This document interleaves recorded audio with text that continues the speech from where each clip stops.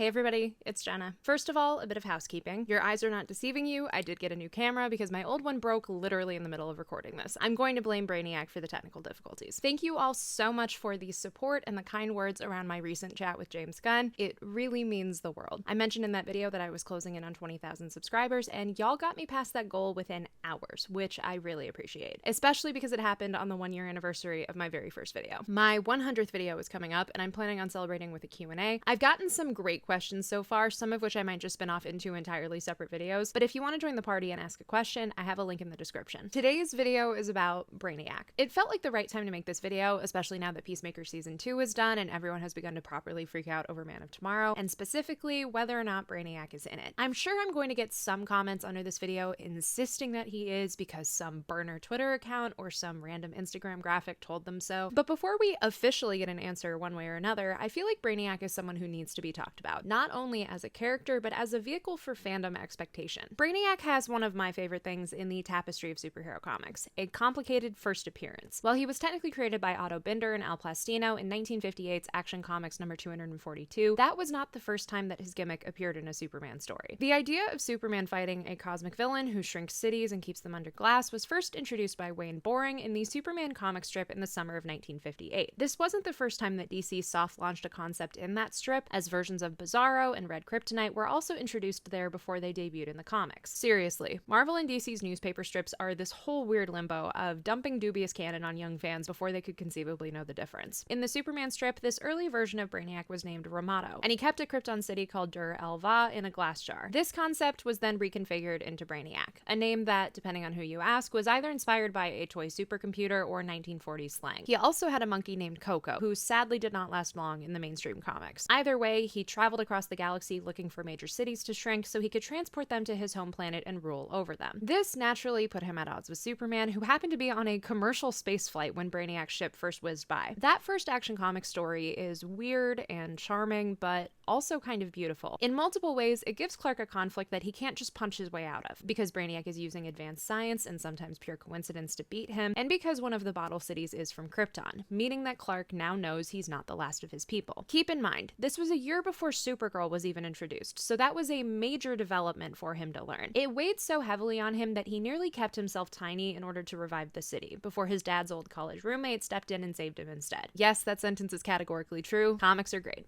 In the late 50s and early 60s, Brainiac became a sort of recurring villain, whether hiding in the shadows, or trying to steal more cities, or crossing paths with Superboy. His gimmick even became so well known amongst fans that it was soon subverted, with the introduction of his descendant and pure-hearted Legion of Superheroes member, Brainiac 5.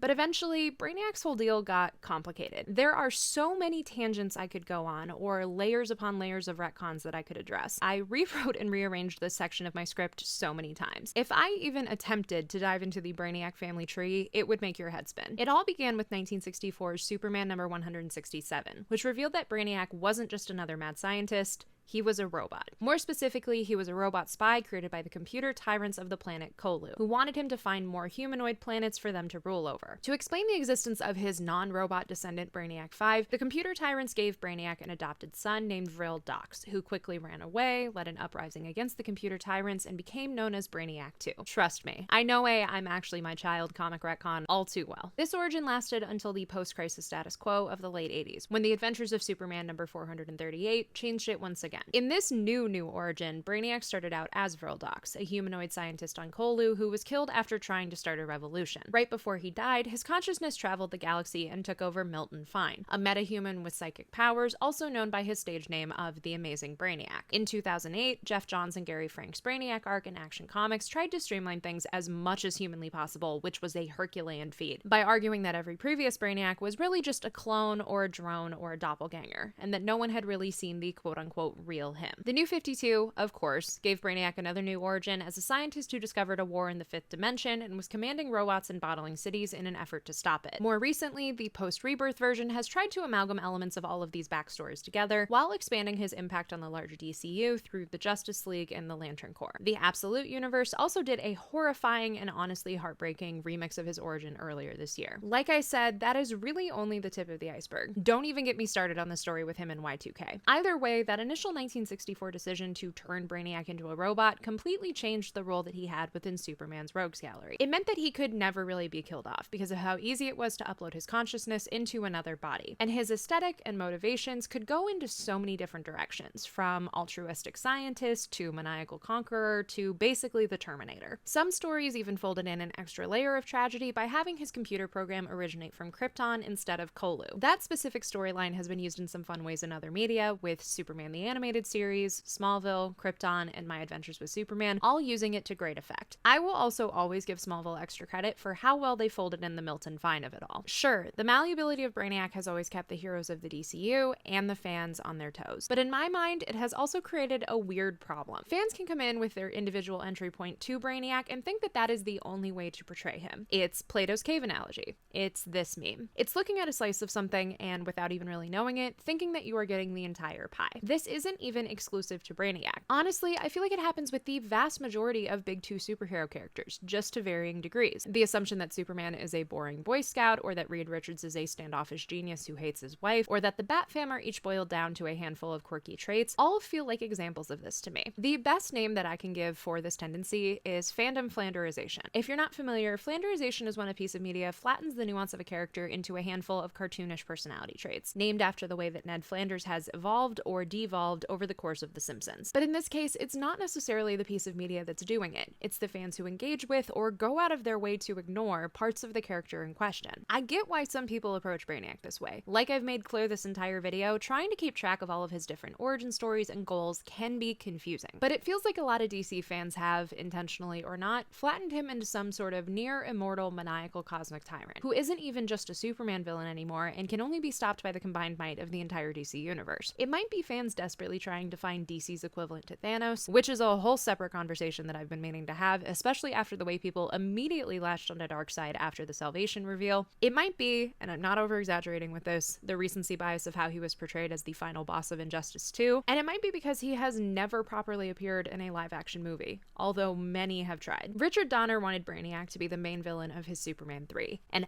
absolutely batshit story that would have involved time traveling to the Middle Ages, and a love triangle between Brainiac, Superman, and Supergirl. Honestly, we dodged a bullet there. Ultimately, Richard Lester's Superman 3 had its own contrived supercomputer plot without ever using the name Brainiac. Comic writer Carrie Bates, who co-wrote the initial robot retcon in the 60s, also pitched a Brainiac story for Superman 4 and Superman 5, the latter of which would have had him be the catalyst for Clark and Lois finally being honest with each other and getting married. As time went on and more Superman movies fell in and out of development, Brainiac happened to play a role in almost every single canceled one. Superman Reborn, Superman Lives, where he would have been played by Christopher Walken, a scrapped sequel to Superman Returns, and, of course, the DCEU. Zack Snyder hinted, or flat out said for years, that he wanted to use Brainiac in a Man of Steel sequel, but after the shift to BVS and everything that happened afterwards, it never came to fruition. Even Stephen Knight's 2022 pitch for a Man of Steel sequel starring Henry Cavill, which was soon scrapped with the creation of the DCU, reportedly centered around Brainiac. I've talked on this channel before, particularly with Batman, about the grass is always greener mentality. The feeling that whatever project or storyline almost happened, and can therefore be overinflated or imagined into some flawless epic, is inherently better than whatever was in the finished product. There are some instances where this mentality is understandable. For me, every single new detail we learn about the hunt for Ben Solo just makes me sad. But applying that mentality to every single story takes away the nuance of the creative process, and the reality that some ideas just might not work beyond their concept. Sure, the concept of Superman punching a gigantic sadistic alien robot who can't die seems so cool and so simple, you can argue that someone should have done it in live action already. But too many things have evolved along the way. Comic history, superhero movie villains, and our own relationship with technology, that it isn't just a straightforward task. That brings me to Man of Tomorrow. We do not even know officially if Brainiac is in the movie. I have my theories, but it also depends on what side of the bed I wake up on a particular day. And I also wouldn't rule out the possibility of the main villain being ultra-humanite or Mongol or somebody we haven't even thought of, or nothing at all. The script page that James shared in late September definitely fuels the Brainiac theories, but it could also just represent Lex, who we know is a dual protagonist of the movie alongside Clark. After all, for somebody who's so smart and genetically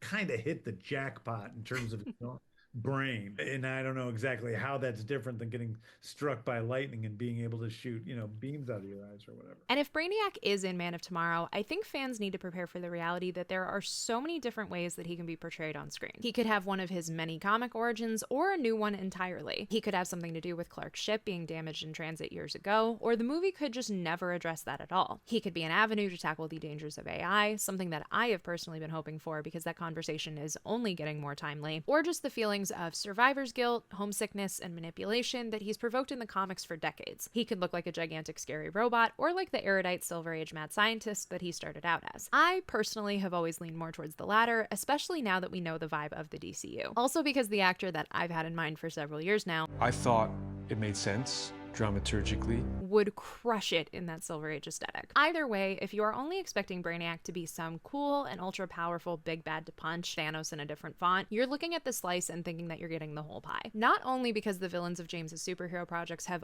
always represented more than their comic gimmicks, abusive authority figures, cogs stuck in the system, or tragic beings who the world has decided are monsters, but because of the reveal of Salvation and its importance in the DCU going forward. James has confirmed that Salvation will play a key role in Man of Tomorrow and in the overarching story that is being told beyond that. There's enough conflict already within that, man versus element in a dangerous alien world, and also the superheroes versus the government that's imprisoning people on that world, that you almost don't even need Brainiac. But there are some ways that he could be folded into that, especially in the short term. Salvation could, unbeknownst to the US government, be a target that Brainiac has his eye on, either to bottle or to unleash his bottle cities onto. There could also be shades of the 1992 event Panic in the Sky, with Salvation taking the place of the Gladiator planet Warworld. Or there could be some other connection that no one has even thought of yet. Again, that's if he's even in the movie. Part of the beauty of Man of Tomorrow, especially now that we've gotten to the Salvation and Checkmate reveals, is that we are truly in uncharted territory in terms of what to expect. James's projects and the DCU as a whole have crafted their own stories instead of trying to adopt a single text. Even Supergirl, which seems to be using Woman of Tomorrow as a starting point for something new. Sure, in the lead up to Superman, we could all point to All-Star Superman for an idea of its general vibe, but it was never going to be a straight adaptation, and the movie still did its own thing and surprised us along the way. At the moment, we don't even have a single book to point to like that for Man of Tomorrow, and that's great. After all, as James explained on the Howard Stern show, quote, "It's a story about Lex Luthor and Superman having to work together to a certain degree against a much, much bigger threat. It's more complicated than that, but that's a big part of it." I guess what I have been trying to say this entire video is expect complicated, especially with a character like Brainiac, whether we see him in the DCU soon or not at all. And really, just expect the unexpected going into Man of Tomorrow. Not only because that is just a more fun way to engage with art, but because the discourse and expectations might burn you out on this movie before cameras even start rolling, and that would be a shame. How do you feel about Brainiac?